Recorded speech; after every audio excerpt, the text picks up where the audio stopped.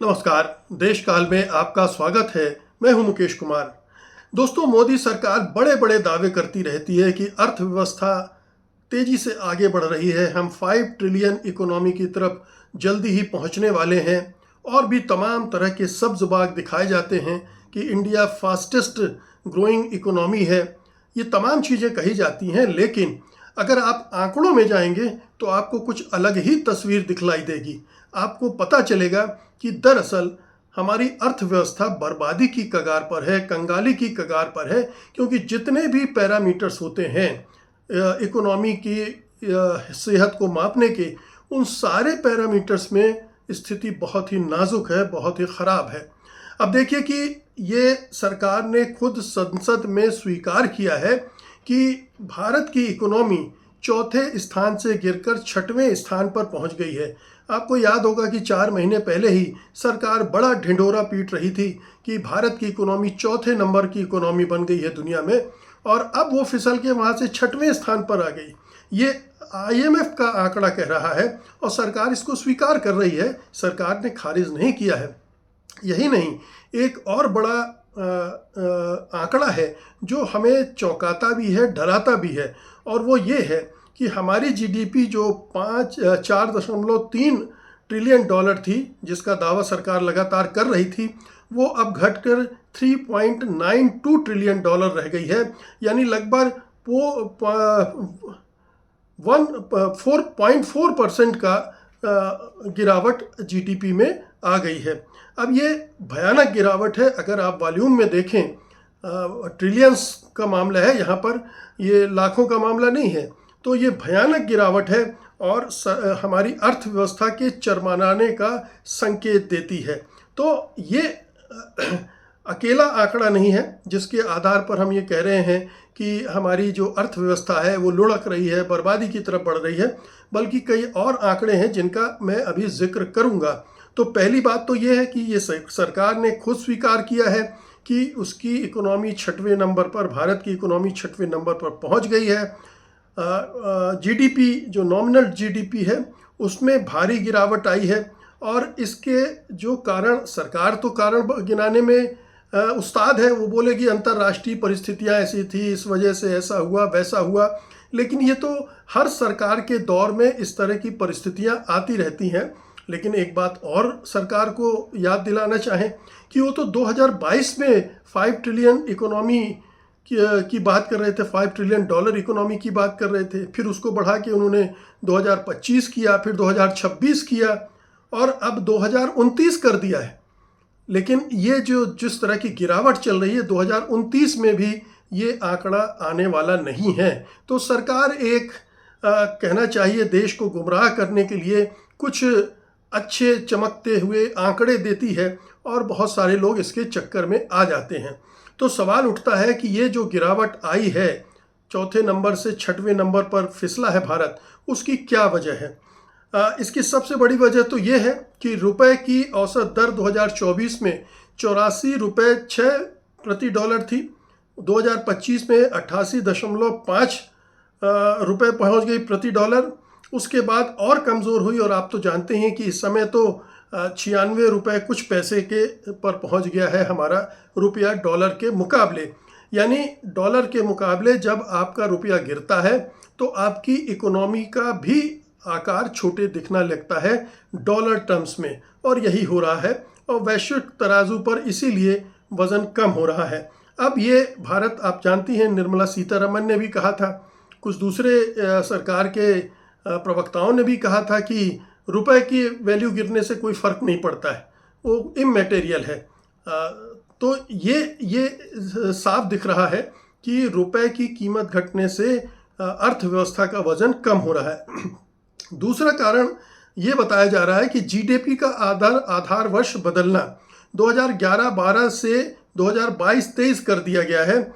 नतीजा ये हुआ है कि नॉमिनल GDP में 2.8 से 3.8% की कटौती हुई है। तो पहले जो 357 लाख करोड़ रुपए बताया जा रहा था, वो घट के 345 लाख करोड़ के आसपास हो गया। यानी एक तरफ मुद्रा कमजोर हुई है, दूसरी तरफ आंकड़ों में संशोधन किया है। संशोधन क्यों करना पड़ा है, ये भी एक बड़ा दिलचस्प है, क्योंकि इन्होंने आते ही 2014-15 में ये पूरा आंकड़ों का खेल शुरू कर दिया था। और इसीलिए बहुत सारे अर्थशास्त्री अभी भी ये मानते हैं कि ये जो जीडीपी हम लोग अभी 3.92 के आसपास मान रहे हैं, दरअसल इसमें से 1 से 1.5% कम है। यानी हमारी जो इकोनॉमी जीडीपी है वो $3 ट्रिलियन से भी कम हो सकती है। खैर, इसको लेकर विवाद है लेकिन ये बहुत साफ है कि लगातार गिरावट आ रही है। 2025 तक $5 ट्रिलियन अर्थव्यवस्था का लक्ष्य था, अब वो खिसकता रहा है और सरकार की आदत है लक्ष्य को आगे बढ़ाती रही है अपनी नाकामियों को छुपाने के लिए। अब आते हैं कुछ और आंकड़ों की तरफ। पहले तो हम लेते हैं कि कैसे अर्थशास्त्री कह रहे हैं कि सरकारी आंकड़े बढ़ा चढ़ा कर दिखाए गए हैं, जिसकी वजह से ये वृद्धि दर भी ज़्यादा है। जो इसी सरकार के पूर्व आर्थिक सलाहकार थे अरविंद सुब्रमण्यम, और उनके सहयोगियों का शोध बताता है कि 2011 के बाद की पद्धति में वृद्धि दर को सालाना 1.5 से 2% अंक तक अधिक आंका गया। यानी 2014-15 के बाद अपनी अर्थव्यवस्था को बड़ा दिखाने का खेल शुरू हुआ आंकड़ों के जरिए। कुछ लोग यहाँ तक कहते हैं कि जीडीपी 3 ट्रिलियन से भी कम हो सकती। खैर, इस पर हम अभी नहीं जाएंगे, लेकिन अब कुछ और चीज़ों पर आते हैं कि इकोनॉमी की ये हालत हुई है तो क्यों हुई है। हाल में आई थी खबर कि विदेशी निवेश लगभग 0 हो गया है। तो नेट एफडीआई मुनाफा वापसी और भारतीय कंपनियों के विदेश निवेश के बाद ये नेट आंकड़ा बहुत कमज़ोर रह गया है। कभी कभी जीडीपी का महज 0.01% लगभग 0 हो गया है। तो आप देखिए कि नेट एफडीआई जो है वो 0 पर पहुंच गई है। फिर एफपीआई यानी पोर्टफोलियो निवेश में 2026 में इक्विटीज से 2 लाख करोड़ रुपए से ज़्यादा का नेट आउटफ्लो हो चुका है। यानी यहाँ से पैसे निकालकर लोग जा चुके हैं और नए एफपीआई रजिस्ट्रेशन दशक के सबसे निचले स्तर पर पहुँच गए हैं।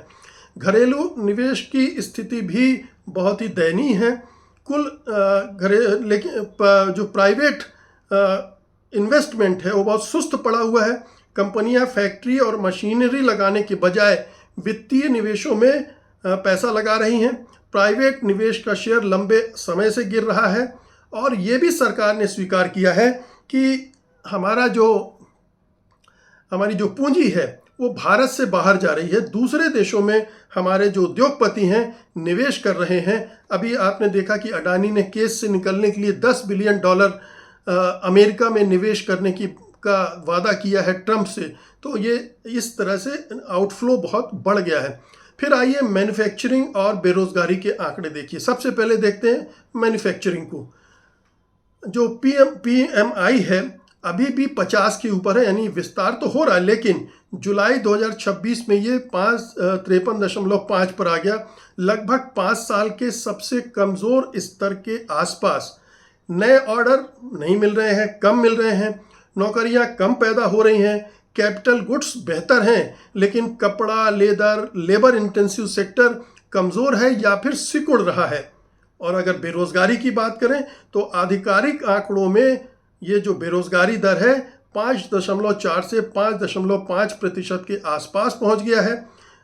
युवा बेरोजगारी 15% के ऊपर चली गई है। शहरी क्षेत्रों में और भी ज़्यादा है। महिलाओं और युवाओं में समस्या गहरी है, इसीलिए जेनजी का ये इतना बड़ा आंदोलन खड़ा हो रहा है।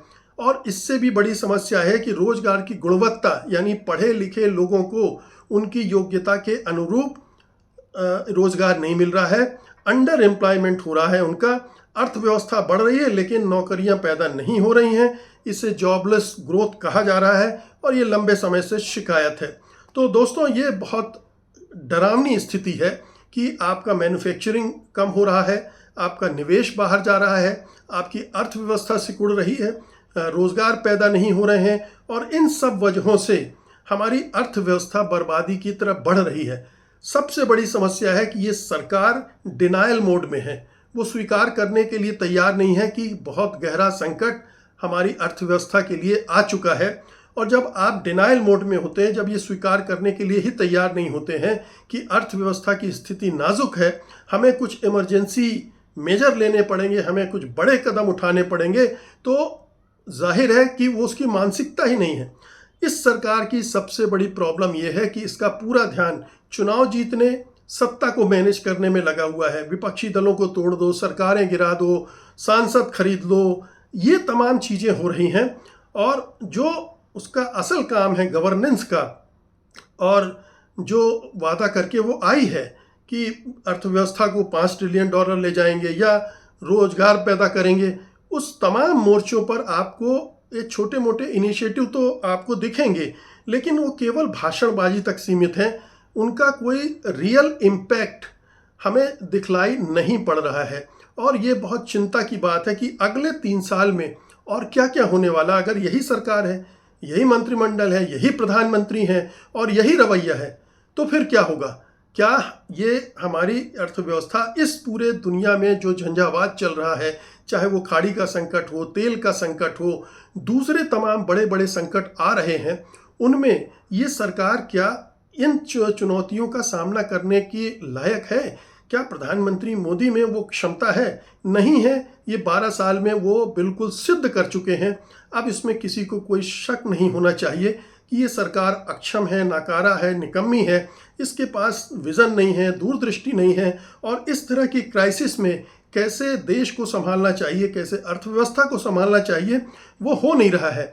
और इसके साथ ही दूसरे जो संकट खड़े हो रहे हैं, जैसे जेन जी का आंदोलन, इससे सामाजिक अस्थिरता और बढ़ेगी, तो जाहिर है कि अर्थव्यवस्था पर भी उसका प्रभाव पड़ेगा। तो सरकार हर मोर्चे पर नाकाम हो रही है, हर मोर्चे पर वो क्राइसिस पैदा कर रही है, क्राइसिस सॉल्व नहीं कर रही है। उसकी वजह से लगातार संकट पर संकट खड़े हो रहे हैं और ये बहुत बड़ा अलार्म बज रहा है, जिसको कोई सुन नहीं रहा है या बहुत कम लोग सुन रहे हैं। बोल भी रहे हैं तो उनकी बातों को नज़रअंदाज किया जा रहा है, क्योंकि गोदी मीडिया जो सच है, जो सही बातें हैं, उनको आप तक पहुंचने नहीं देता है। और कुछ हम जैसे यूट्यूबर्स हैं, उनकी रीच बहुत कम है, उनकी आवाज़ बहुत सीमित है, तो वो पहुंच नहीं पाती है।